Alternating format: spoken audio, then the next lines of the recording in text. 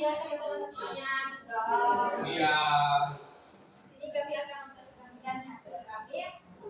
Yang pertama, sebelumnya kami akan memperkenalkan diri. Perkenalkan, nama saya Maharani Muhammad Abdullah dengan NIM akhir 028. Dengan NIM akhir 093. Perkenalkan, nama saya Bensi Asari, NIM terakhir 090. Oke, baik. Jadi di sini kami akan menjelaskan tentang klasifikasi tumbuhan. Jadi klasifikasi tumbuhan itu merupakan suatu cara pengelompokan tumbuhan berdasarkan ciri-ciri atau sifat tertentu. Yang berikut ada sistem klasifikasi. Jadi sistem klasifikasi ini memiliki 3 sistem. Yang pertama klasifikasi buatan atau aktivasi, yang kedua klasifikasi natural, dan yang ketiga klasifikasi modern atau filogenetik. Yang berikut tujuan klasifikasi. Jadi klasifikasi ini memiliki tujuan. Yang pertama untuk mengelompokkan tumbuhan berdasarkan ciri-cirinya. Yang kedua untuk mengetahui hubungan kekerabatan antara tumbuhan tersebut. Yang ketiga mengetahui ciri-ciri untuk membedakan ciri yang satu dengan yang lain.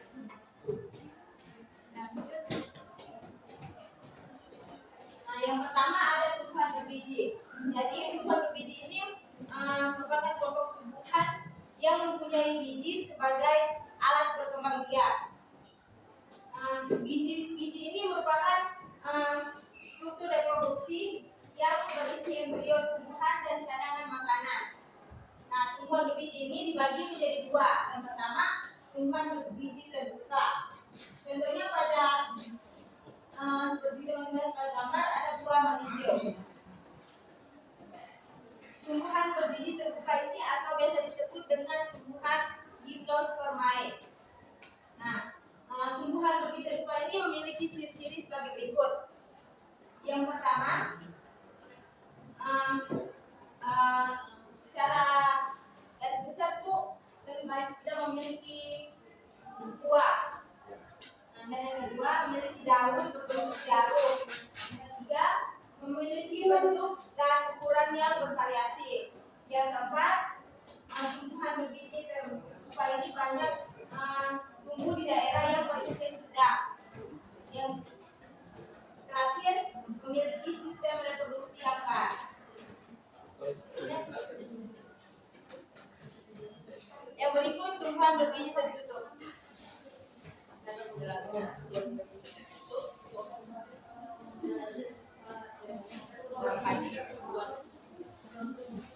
padi, contohnya tumbuhan padi.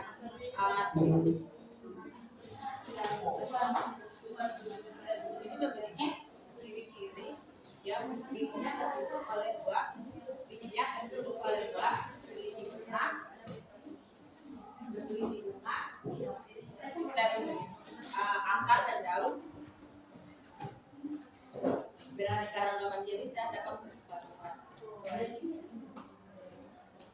Ciri-ciri tumbuhan berbiji yaitu menghasilkan biji, bentuk dan ukuran yang bervariasi, itu di daerah berikut.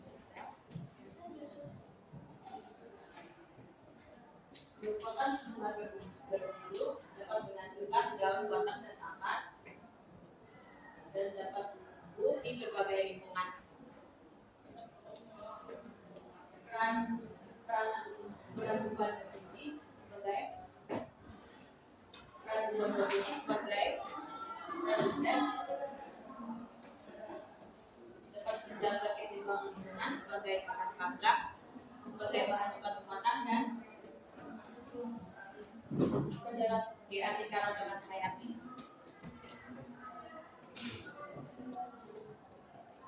Yang berikut ada tumbuhan lumut. Jadi tumbuhan lumut ini merupakan tumbuhan non-vaskular yang meliputi lumut tanduk, lumut hati, dan lumut sejati. Jadi lumut ini merupakan jenis tumbuhan yang tidak memiliki organ sejati seperti akar dan batang. Dan tumbuhan lumut ini biasanya tumbuh berkelompok atau menyerupai bantalan atau hamparan pada batu, kayu, tanah atau tempat yang lembab.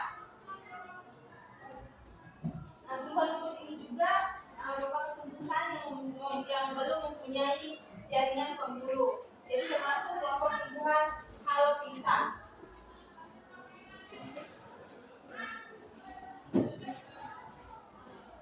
Nah, yang berikut ciri-ciri tumbuhan lumut. Yang pertama, habitatnya berada di daerah yang lembab. Jadi rata-rata lumut itu berada di daerah yang lembab atau basah. Yang kedua, tidak memiliki jaringan. Yang ketiga, memiliki akar semu. Yang keempat, memiliki banyak sel. Yang kelima, memiliki reproduksi vegetatif. Yang keenam, memiliki rizoid dan daun. Yang terakhir, tidak memiliki pembuluh angkut.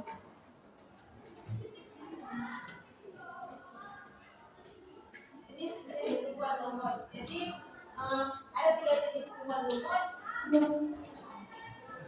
Yang pertama, lumut tanduk atau Ceratopsida. Jadi lumut tanduk ini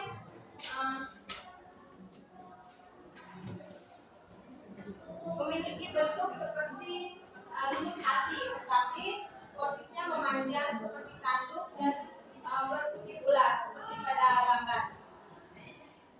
Lumut tanduk ini sering dijumpai di tepi danau, sungai maupun selokan.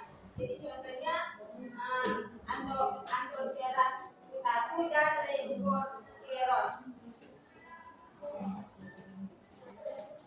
Yang berikut ada lumut hati atau Mirophyta. Lumut hati ini sendiri memiliki bentuk lingkaran di bagian bawahnya dan terdapat rizoid. Jadi rizoid tersebut akan menempel dan menyerap zat hara dari dalam tanah. Hidupnya biasanya menempel di atas permukaan tanah yang lembab dan terapung di atas air.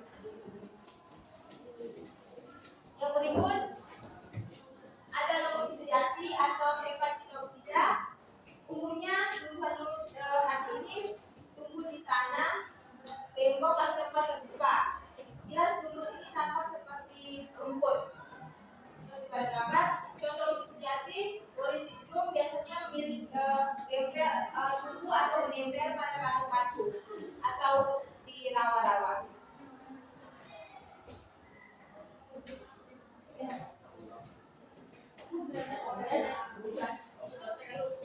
Dan ini dibagi dalam 2 kelompokan, yaitu tumbuhan zigoti bertipik 2 dan zigoti bertipik 1.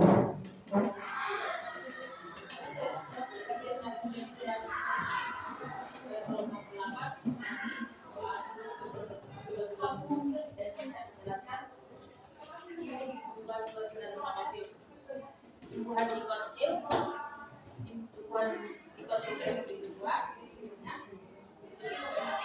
yang dapat dibelah jadi 2 bagian. Akar dan batang yang besar, memiliki akar tebal, bulat, dan tidak memiliki batang yang tidak dilindungi. Batang yang tidak dilindungi. Dan tulang daunnya sendiri dan berkam bius sehingga dapat bisa bertumbuh dengan cepat. Untuk tumbuhan zikotil seperti mangga, durian, terong, apel, dan alpukat. Tumbuhan monokotyledon bertipik 1, contohnya seperti gabus. Ciri-ciri tumbuhan monokotyledon ini memiliki biji tunggal atau bertipik 1, memiliki akar yang berserabut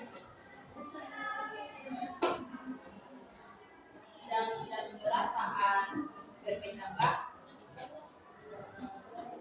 memiliki batang,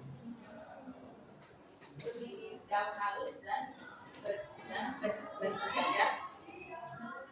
Batang dilindungi oleh oleodil, tidak mempunyai kambium pada batang dan akarnya. Tumbuhan yang tidak berbiji di sini saya ambil contoh tumbuhan paku.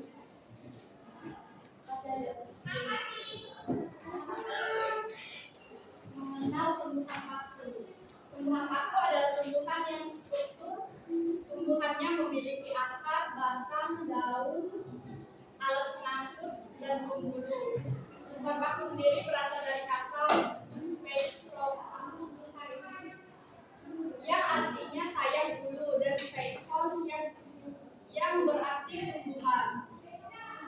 Tumbuhan paku juga bisa disebut tumbuhan yang bertandus, alias tumbuhan yang dapat dibagi menjadi 3 bagian utama, yakni akar, batang, dan daun. Organ reproduksi utama dari tumbuhan paku adalah spora.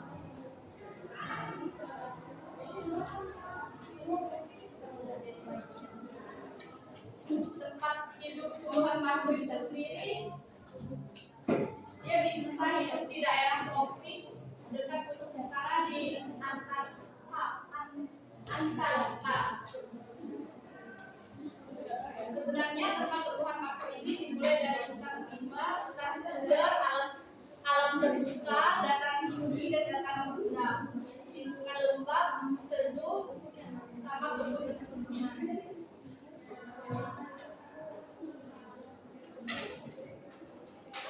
Pembuluh darah akut. Pembuluh darah tumbuhan paku berada pada akar, batang dan daun yang cukup baik. Secara anatomis, tumbuhan paku sudah membentuk untuk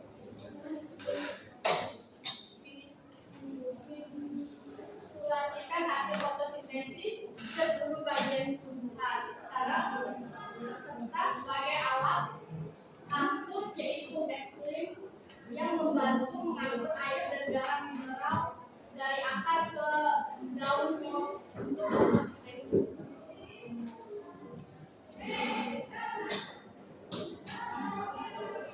Akar tumbuhan paku,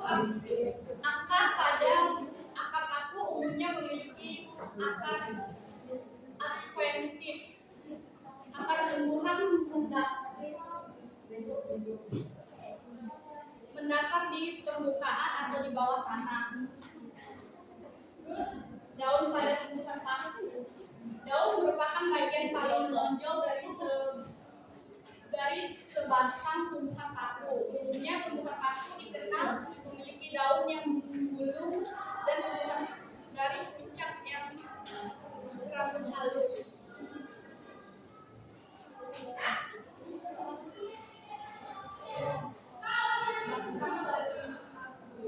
Batang tumbuhan paku bercabang dan terbelah atau membentuk cabang samping, dan tidak ada cabang baru yang muncul dari ketiak daun. Batang tumbuhan paku memiliki banyak daun yang dapat tumbuh terus-menerus dalam jangka waktu yang sangat lama.